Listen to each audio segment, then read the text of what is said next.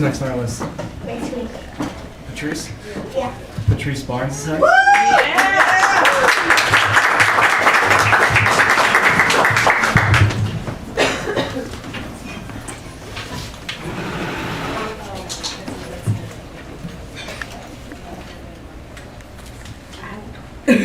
I have a cold, so it's complicated. So I'm going to tell you a story about my divorce. I am a divorcee, and you might want to know who I was married to. Well, I was married to all of you. I was married to all of you and your opinions and your perceptions and what you may think or what you may feel about me or what I feared you might think. And that determined my every move, my every action, my every decision. It imprisoned me. It made me hungry. It made me sleepy. It made me tired. It made me sad. It made me mad. It made me glad. And I was tired, so I got a divorce. I'm going to tell you a little bit about what that marriage did to me, how long I was married to all of you. 26 long years of your stares, your opinions, your fears projected onto me. And I carried them around like they were my own. And I was tired. So this year I decided to divorce all of you. I was born into a family that was very rigid, very strict. We went to church, we participated in a few activities, not much else. We had very strict, very rigid opinions about things, and that began my marriage to each and every person in this universe. My opinions reflected theirs. My decisions reflected theirs because I desperately longed for approval. I desperately longed for you to say, "Great job, Patrice. I Great job, approve." Patrice. And I accepted it. I ate it up like apple pie, my favorite dessert. And I drank it like wine, my favorite beverage. And when I didn't have it, I felt void. I felt hungry. I felt broke, lonely, disgusted, and destroyed. And so I decided to divorce you because I realized that this cannot possibly be the life that was meant for me. It's not possible that one person can live free and full if they're attached to the opinions of others, attached to the very snarls and fears and projections and perceptions that other people may or may not even have. So growing up, like I said, I was involved in a few activities. I went to high school, art school, and I found my love in theater and visual arts, and it helped to grow my confidence, helped me to bust out of my shell. But I became drunk and addicted to approval. The approval you get when you take a bow on the stage and you get a standing ovation and everyone says, "You are great. You are awesome. We approve." And so you're drunk and high off of that approval until you don't feel it anymore. Until you feel, am I great? Who am I? Again, I carry these feelings, this rigid respect for other people's opinions and love and affection into college, involved in a few things. And when that applause comes, it makes me feel so high like a bong, and I'm like, yes! Then when it goes away, empty, disgusted, full of disdain for myself and my very existence because I have no recollection of my benefits to the world. I have no recollection of what I have to offer. Only thing I have is what people tell me and what accolades I have and what plaques I have and what awards I receive. And I had to think, there must be a better life. Oh, to live full of love and freedom without someone's approval, permission. What would that feel like? How would that be? So I began the journey of divorcing myself from all of you.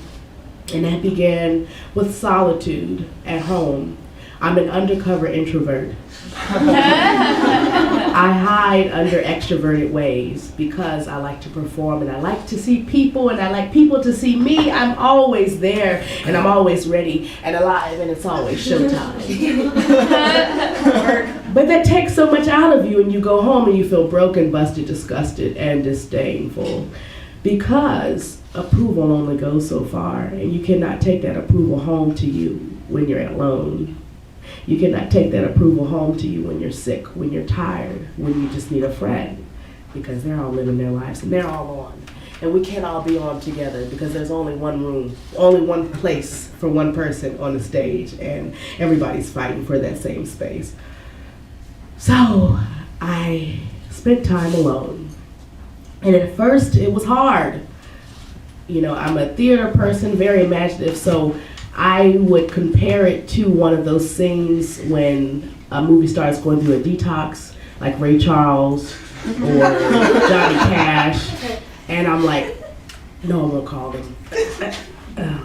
You know, trying to invite people, and trying to figure out what I'm going to do at home, TV, window. I mean, I never really spent time by myself, so this was a foreign concept. I don't go anywhere by myself. I don't do anything without anyone. And so it was hard, but it was worth it.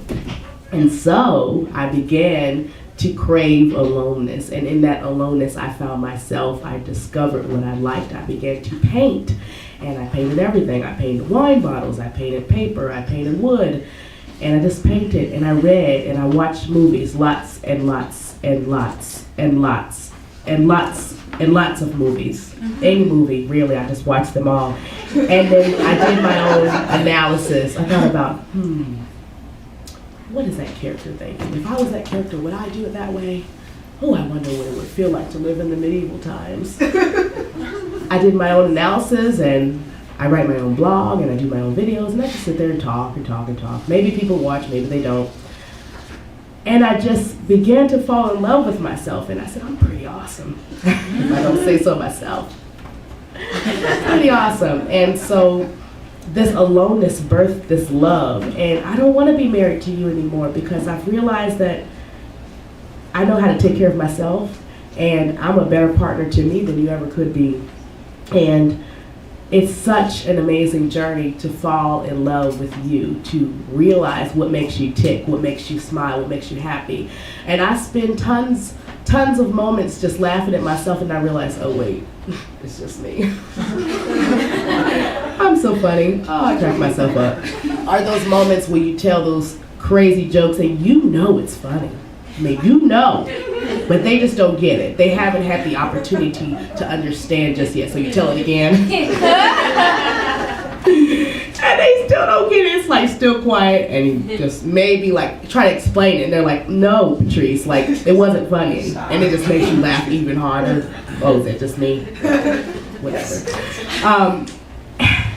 It's so free, you know, and this liberation is just powerful. I mean, I'm drunk off of this. I'll take this any day. And I always said, I want to name my daughter Liberation, although that doesn't really sound like a good name, but I want her to always know that she is free. She can be free. She doesn't have to be bound by the opinions or perceptions of others. She can do and think as she likes. She can be free to make mistakes, free to fall, free to disappoint herself, free to disappoint you, but also free to learn, to love, and to gain all that is there in life. And so I take a sip of my, whatever this vitamin C drink is, to cure me of this awful cold that is almost bedridden. I'm out of the house today. In honor of that little girl, in honor of my divorce, and if you all will lift your glass and toast with me to freedom, to liberation, to living life the way it was meant to be lived, unabridged, unattained, untangled, unshackled, to freedom. To freedom!